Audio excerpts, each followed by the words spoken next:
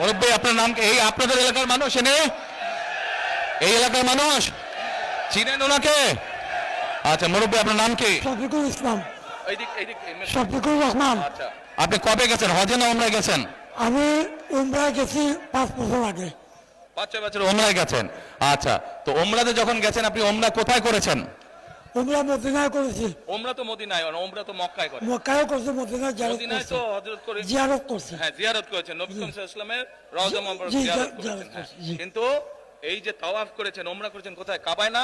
কাবায়। আচ্ছা আপনারা সবাই শুনতে পাচ্ছেন আমার কথা? এবার মন দিয়ে কান দিয়ে শুনবেন। আমি ওনাকে একটা প্রশ্ন করব, দেখি উনি কি বলে। আচ্ছা মুরব্বী বলেন তো আমাকে, এই যে কাবায় আপনি গেছেন, আল্লাহর ঘর না ওটা? ওটা তো আল্লাহর ঘর। আচ্ছা ওটার মালিক কে বলেন? আল্লাহ। কিসের মালিক? আল্লাহ। দুনিয়ার মালিক আল্লাহ, কাবার মালিক আল্লাহ। কাবার মালিক আল্লাহ, আল্লাহ। দুনিয়ার মালিক আল্লাহ, আল্লাহ। আমাদের মালিক আল্লাহ। কিসের মালিক? আল্লাহ। আমাদের মালিক আল্লাহ, রিজিকের মালিক আল্লাহ, সবকিছুর মালিক আল্লাহ। ঠিক আছে কথা? কথা ঠিক আছে? তার মানে এই দুনিয়া, এই যে সূর্য, এই যে চাঁদ উঠবে একটু পরে, চাঁদ সূর্য পৃথিবী যাই দেখি আমরা, সকল কিছুর মালিক কে? আল্লাহ রাব্বুল আলামিন হচ্ছে সকল কিছুর মালিক। আমরা কি দেখছি? আমরা দেখছি ওই যে একটা রাজনৈতিক দলের কথা বলেছি, যাদের ভূমিকা আমরা 50 বছর আগে দেখেছি। আমরা দেখছি এদের কিছু কিছু সদস্য আমাদের নিরীহ মা বোনদের বাসায় গিয়ে গিয়ে, মা বোনদের কাছে গিয়ে কিসের টিকিট বিক্রি করছে? টিকিট বিক্রি করছে, জানেন তো? হ্যাঁ 1 মিনিট। আচ্ছা মুরব্বী বলেন তো, এই বেহেশত বা দোজখের মালিক কে? আল্লাহ পরওয়ারদিগার। মুরব্বী বলেছে বেহেশত ও দোজখের মালিকও আল্লাহ তাআলা। আপনারা একমত? কারা একমত এটার সাথে হাত তুলেন, যারা যারা একমত এটার সাথে? সবাই একমত। আলহামদুলিল্লাহ, আলহামদুলিল্লাহ, আল্লাহু আকবার, আল্লাহু আকবার।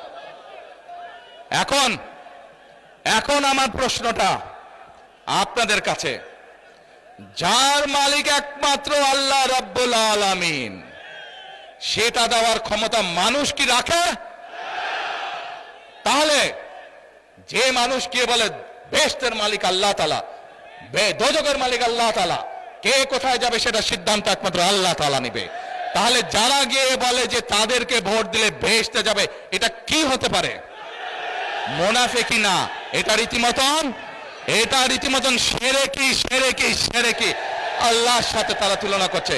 কাজেই 71 সালে তারা তো মানুষ হত্যা করেইছে। এখন তারা আবার বহু মানুষকে বিভ্রান্ত করে তারা শিরকির অংশীদার করছে। কত বড় মুনাফিক, কত বড়! তাহলে চিন্তা করেন, যারা এই ভোটের আগে আপনাদের ধর্মে, আমাদের বাংলাদেশের মানুষের ধর্মীয় অনুভূতিতে আঘাত করে মানুষকে ঠকাচ্ছে, এরা যদি কোনোভাবে, আল্লাহ মাফ করুক আল্লাহ না করুক, কোনোভাবে যদি ক্ষমতায় যেতে পারে, এরা কিভাবে মানুষকে ঠকাবে চিন্তা করেন। 1 মিনিট, কথার যুক্তি আছে কি ভাই? যুক্তি আছে কথার? যুক্তি আছে?